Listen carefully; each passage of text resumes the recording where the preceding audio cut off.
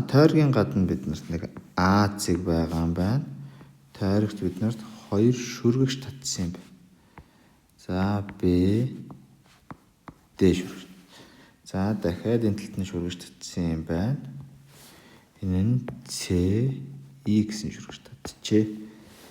За биднэрт өгсөн өнцгүүд нь болохоор B C номд тулсан өнцг нь мэдэгдэж байгаа юм.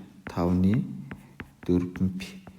Харин D E номд тулсан өнцг нь болохоор 5-ны P. За энэ засч. За 5-ны P.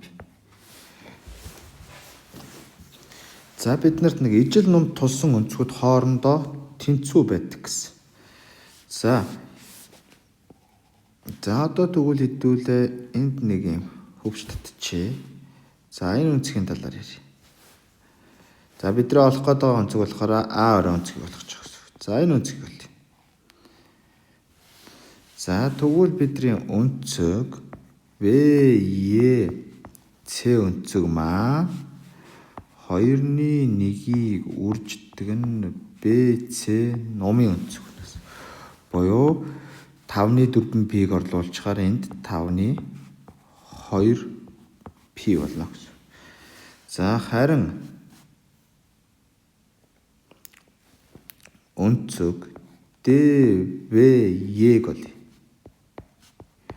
Бид энэ өнцгийн талаар ярих гэж байна.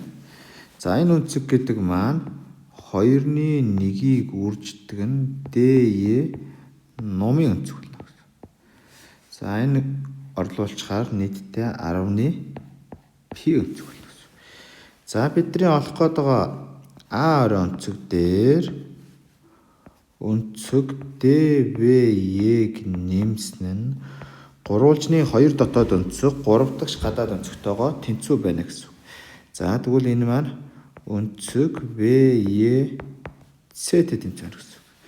За энэ чинээс биднэрт А орой өнцгийг олчих юм бол за B E C чинь болохоор 5-ны 2 P хасах нь за энэ ийш ороод хасах болно гэхээр чинь 10-ны